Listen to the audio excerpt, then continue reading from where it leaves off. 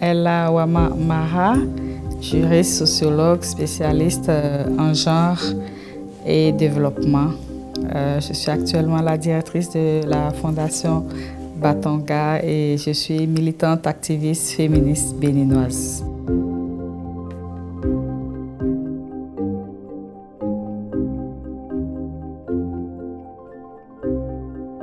Engagement, sororité et persévérance.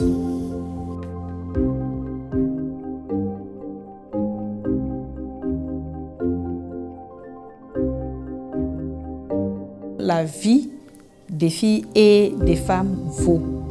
Les femmes méritent de vivre leur vie et non pas de la subir. Et malheureusement, vous constatez dans notre société, du berceau à la tombe, les femmes subissent. On subit d'abord la famille qui va vous dicter tous les choix et tout. On subit ensuite le mari qui va vous dire ce que vous devez faire, ce que vous devez manger, ce que vous devez porter. Et dans la vieillesse, encore, on subit nos enfants qui doivent dicter pour nous ce qui est bien pour la grand-mère ou non. À quel moment nous révélons en tant que femmes avec tout le potentiel que nous avons? Ma devise, voyez les femmes pour ce qu'elles sont réellement. Voyez les femmes pour ce qu'elles ont dans la tête et non uniquement entre les jambes.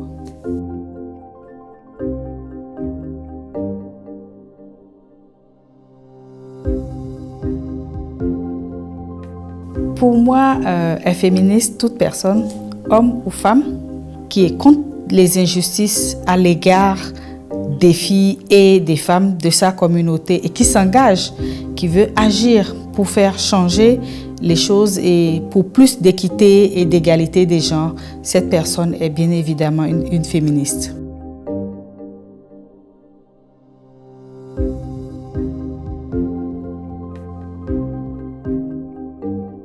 Très tôt déjà, je dirais, dans l'enfance, j'ai été témoin d'une scène quand j'étais encore à l'école primaire. Il fallait élire les responsables de classe et on dit « Non, tu es fille, tu ne peux pas être responsable de classe ». Et chaque fois qu'une fille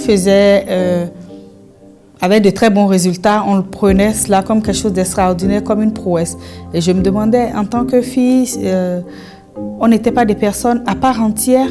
Donc déjà très petite dans l'enfance, j'ai réalisé qu'il y avait beaucoup d'injustices à l'égard des femmes et j'ai eu la chance d'avoir un père justement qui défendait la cause des personnes discriminées et qui défendait donc la cause des filles et qui faisait valoir les filles. Et déjà à ce moment, je me suis dit, ça veut dire qu'il y a un problème dans notre société.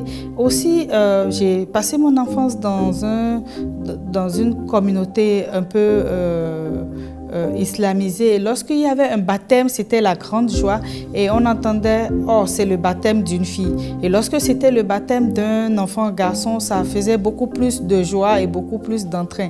Et là, j'ai commencé à réaliser que réellement, il y a un problème avec les filles. Et très tôt, j'ai pris conscience des inégalités qu'il y avait dans notre société à être une fille ou à être un garçon.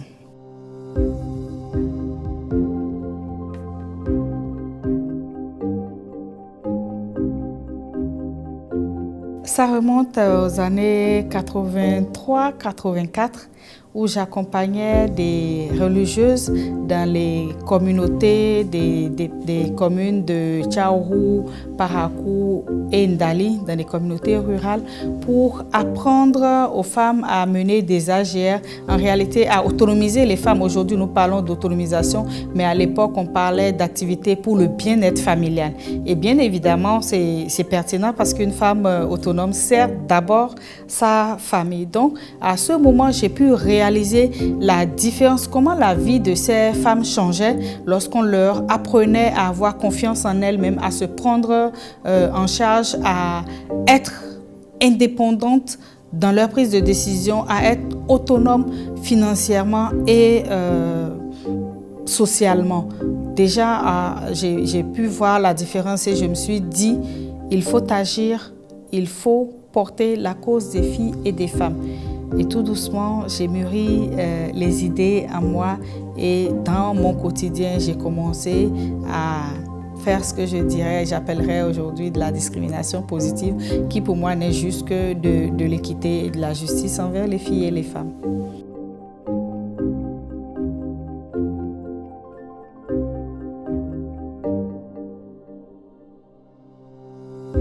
Il faut dire que les années passant, je suis devenue beaucoup plus active. Ça a commencé lorsque j'ai commencé ma vie professionnelle en 1998. Je travaillais à mettre à la disposition des femmes des petits crédits pour leurs activités et ces crédits transformaient résolument la vie des femmes. Et là, je me suis dit, les femmes, elles ont besoin de soutien, elles ont besoin qu'on les connecte aux opportunités, elles ont besoin d'être accompagnées, elles ont du potentiel, elles peuvent faire beaucoup. Et je me suis mise corps et âme professionnellement, mais aussi personnellement. Et je me suis engagée particulièrement à soutenir les jeunes filles et à les faire grandir. Vous savez, il n'y a nulle part où on apprend à s'affirmer en tant que femme. Et il y a des thématiques qui restent encore tabous dans nos sociétés par rapport aux filles et aux femmes. On reverse dans la société des filles fragiles, fragilisées par l'éducation qu'elles ont reçue, une éducation fortement marquée par le patriarcat, dans une société totalement phallocrate qui est la nôtre. On reverse donc comme ça ces filles et ces femmes. Et pour qu'elles ne soient pas confrontées à un certain nombre de difficultés, je me suis engagée personnellement à les accompagner. Pour exemple, depuis 6 ans, j'accompagne une centaine de jeunes filles devenues jeunes femmes aujourd'hui, qui étaient étudiantes aujourd'hui, qui travaillent, qui sont dans leur foyer, qui sont épanouies. Et lorsque je vois leurs réactions, lorsque j'entends les témoignages de leurs époux, de leurs compagnons de classe, je réalise que réellement, les jeunes filles ont besoin d'être accompagnées, d'être soutenues. Il y a aussi le cas des filles issues de familles à revenus faibles qui n'arrivent pas à poursuivre leurs études parce que dans nos communautés, s'il faut faire un choix entre investir dans un enfant garçon ou une fille, le choix de la famille est tout de suite fait. On investit pour le garçon, on sacrifie la fille. Donc moi, pour corriger cette inégalité, j'offre chaque année des bourses à des filles titulaires du bac et issues de familles vulnérables que j'accompagne jusqu'au niveau de la licence minimum. J'offre aussi des bourses de formation pour les filles déscolarisées et surtout les filles mères. Il faut leur offrir une seconde chance. On ne peut pas les livrer comme ça parce que tout n'est pas toujours de leur faute. La société fait trop peser la faute de tout sur les femmes. Bien évidemment, je milite au sein d'associations féministes, donc avec des hommes et des femmes pour faire porter la cause des filles et des femmes, mais aussi pour revoir les paradigmes de l'éducation qui est donnée aujourd'hui aux garçons et aux jeunes enfants, basés sur rien, basés sur du faux. On a ces préjugés dont on prétend qu'ils ont la vie dure. En réalité, ils font le fauteuil confortable aux hommes, aux garçons, et donc on ne veut pas ébranler ce confort-là qui est cédé aux hommes. Et je me suis engagée au quotidien à démonter ces préjugés, à déconstruire beaucoup de préjugés, à démystifier beaucoup de comportements qui proviennent soit des langages abusifs, soit de l'invisibilisation des femmes juste pour le plaisir des hommes. Je prends pour exemple simplement les mutilations génitales féminines.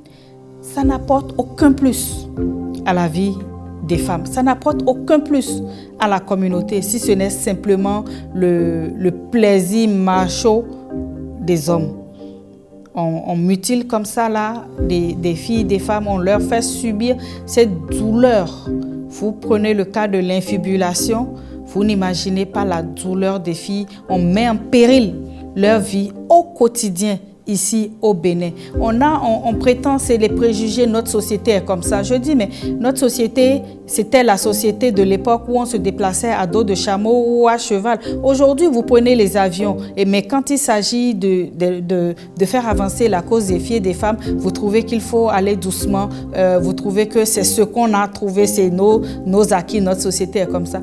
Notre société ne connaissait pas les Android ou les iPhones. Si vous êtes prêt à évoluer avec la modernité, faites avancer aussi votre mentalité avec la modernité. C'est inconcevable que dans une société où vous vivez au rythme de l'évolution technologique, vous puissiez continuer à maintenir des pratiques rétrogrades à l'égard des filles et des femmes. C'est totalement absurde. Et pourquoi on ne dit pas allons doucement quand il s'agit de changer, de passer du Nokia 3310 au iPhone X, je ne sais combien, mais quand il s'agit de faire la place, de faire la lumière sur les filles et les femmes, on dit il faut aller doucement. C'est simplement absurde, c'est simplement révoltant et les voyants sont là, le baromètre de ce que la société béninoise est, le regard que la société béninoise porte à l'égard des filles et des femmes, malgré les avancées, ne reste pas reluisant. Regardez simplement lorsqu'une femme est décapitée par un jeune homme, lorsqu'une femme est battue à mort par celui qui est son époux. Tout au plus, ça émeut les réseaux sociaux où on passe ça en fait divers, aussi banal que si un chat avait été écrasé sur la route. Mais lorsqu'il y a une situation de mœurs qui implique des femmes, on en fait les choux gras, on tape sur les femmes. Vous voyez vous-même, lorsqu'il y a eu ce scandale affreux de Poti Pota, personne ne s'est interrogé pour dire mais qui sont ces hommes qui ont osé aller à ces extrémités, ces atrocités, ces faits inhumains à l'égard des femmes. Tout le monde disait ces femmes-là, elles veulent l'argent, elles aiment l'argent. Comme si les hommes travaillaient et qu'on les payait juste avec des herbes, c'était une parenthèse.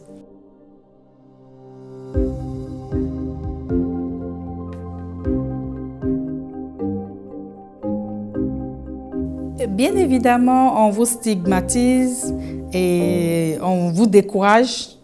On trouve que la cause, elle est perdue d'avance. Vous ne pouvez pas changer le monde. Et on se demande même, on s'interroge sur votre vie privée. On se demande si, avec cet engagement, vous pouvez construire une famille, si votre époux est heureux. Et ça, c'est au quotidien, cette stigmatisation. Et moi, ça ne fait que renforcer ma motivation. Ça veut dire que j'ébranle quelque part les sensibilités. Moi, je sais qu'on a des avancées et donc ça ne m'émeut pas du tout. Et l'autre défi, c'est qu'on utilise souvent, de plus en plus, le patriarcat utilise les femmes pour lutter contre les femmes. Lorsque les hommes n'ont pas réussi à vous démonter, on utilise des femmes contre les autres femmes. Un autre défi, c'est parfois qu'on reste impuissante face à certaines situations, quand on n'a pas les moyens financiers pour accompagner ou lorsqu'on est incomprise dans ces combats.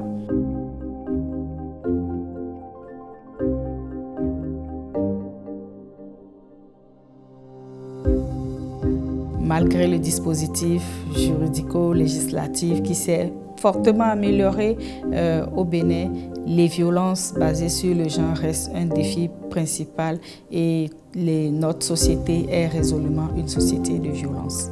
La société béninoise, hélas, dans nos communautés, la violence basée sur le genre et principalement la violence à l'égard des femmes est normalisée.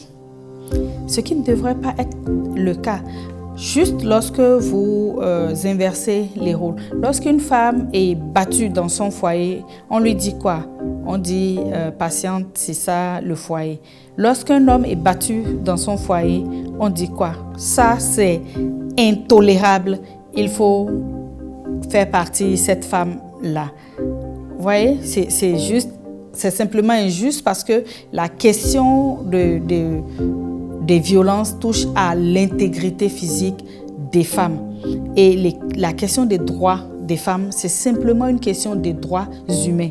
nous avons un corps comme le corps des hommes. Malgré les différences, nous sommes des personnes humaines. Nous ressentons aussi la douleur. Ce qui est déplorable aussi, c'est de constater que les violences se sont adaptées à l'ère du temps. Nous avions les violences physiques, les violences économiques, les violences psychologiques, mais aujourd'hui, de plus, nous avons les violences numériques. La violence s'est déplacée sur ce terrain-là avec toute la guéguerre qui est faite. Voyez-vous, il y a quelques années, les blagues portaient sur les animaux. Aujourd'hui, toutes les blagues salaces que vous lisez sur les médias sociaux, ce sont les femmes. Si vous voulez quelque chose qui attire, c'est sur la nudité des femmes. C'est de la violence. Le harcèlement est passé du harcèlement de rue au harcèlement en ligne. La technologie est venue faciliter le harcèlement à l'endroit des filles et des femmes. Elle est venue rendre la violence plus insidieuse, mais aussi, heureusement, elle nous donne le moyen d'avoir des preuves pour nous faire rendre justice. Pour éradiquer la violence, le tout juridique ne va pas éradiquer la violence dans une société où beaucoup de personnes sont analphabètes. Les lois sont promulguées, les lois ne sont pas diffusées suffisamment dans les langues locales. Les personnes chargées d'appliquer ces lois-là ont encore les mentalités qui sont les leurs. Donc, il est difficile dans notre contexte de se baser sur le tout répressif pour adresser les violences basées sur le genre. Le premier facteur de succès, c'est l'éducation. C'est l'éducation. Il faut revoir absolument les paradigmes de l'éducation. Lorsque à l'école primaire, on écrit Rémi tape Fatih, on fait quoi? On fait simplement l'apologie de la violence et on conditionne donc la fille à accepter la violence et le garçon à se rendre auteur de la violence. C'est normal. Il faut revoir donc les paradigmes de l'éducation. Il faut informer suffisamment. Il y en a beaucoup qui pêchent par ignorance. Il faut promouvoir la masculinité positive. Il y en a beaucoup parmi les hommes qui se rendent auteurs de violences par suivisme, par ego, pour plaire, pour monter sur leurs grands chevaux et montrer que c'est eux les hommes, comme si la force se trouvait dans les muscles, comme si la force se trouvait dans la violence.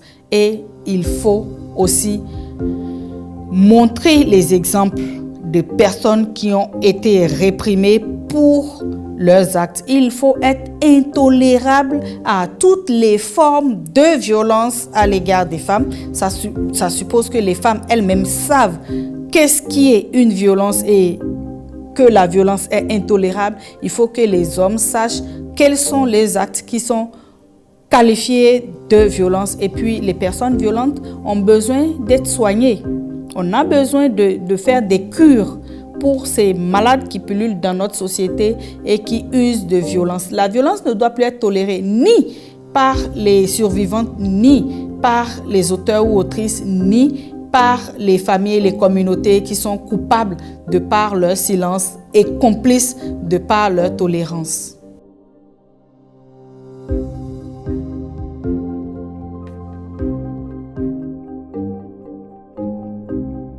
C'est très heureux de constater que les mouvements féministes se construisent et se renforcent au Bénin. C'est heureux lorsque je vois l'engagement des plus jeunes et dès le jeune âge, l'engagement de beaucoup de filles, de garçons, les garçons engagés, les garçons alliés.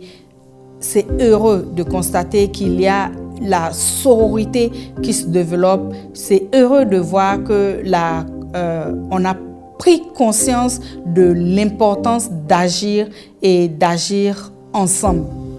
Il y a lieu véritablement de sceller une alliance entre les différentes générations et les différentes couches de notre société. Agir de manière éparse pour la même cause ne fait qu'émietter nos forces et donc amoindrir les impacts que nous souhaitons.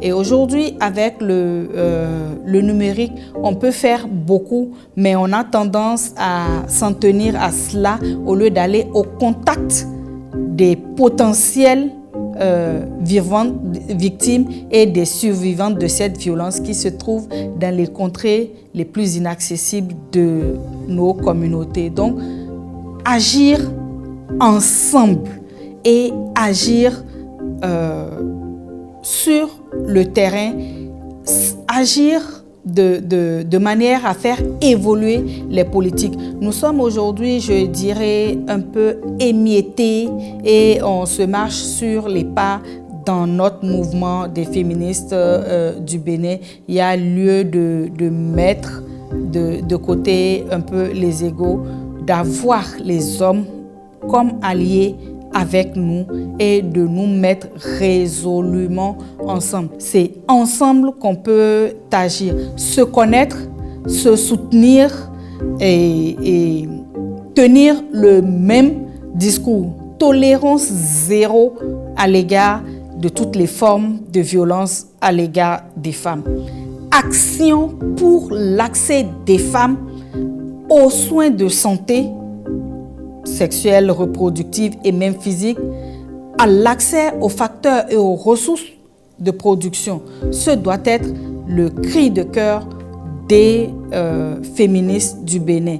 Lorsque je regarde le mouvement féministe mondial, global, je pense que nous sommes dans la troisième ère avec les numériques. On doit mettre le numérique à contribution résolument comme on le fait aujourd'hui. Il est facile d'être informé lorsqu'il y a des cas de violence ou de suivre le dénouement des dossiers relatifs à toutes sortes d'inéquités, d'inégalités à l'égard des femmes. Et pour que le mouvement féministe au Bénin réussisse, les femmes béninoises doivent se tenir résolument la main.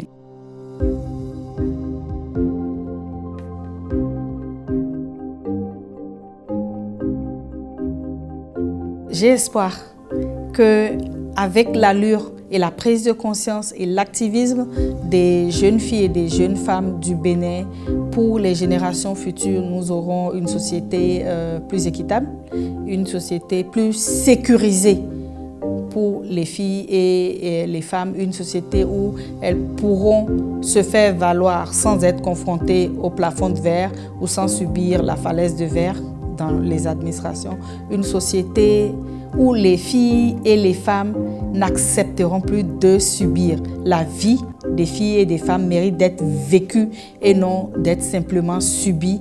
Et avec cette prise de conscience, j'ai espoir que ce que les générations futures vont vivre n'est pas ce que les générations passées ont vécu et que les lignes vont bouger. Une société sécurisée pour les filles où elles peuvent s'épanouir. C'est ça que je rêve pour le Bénin.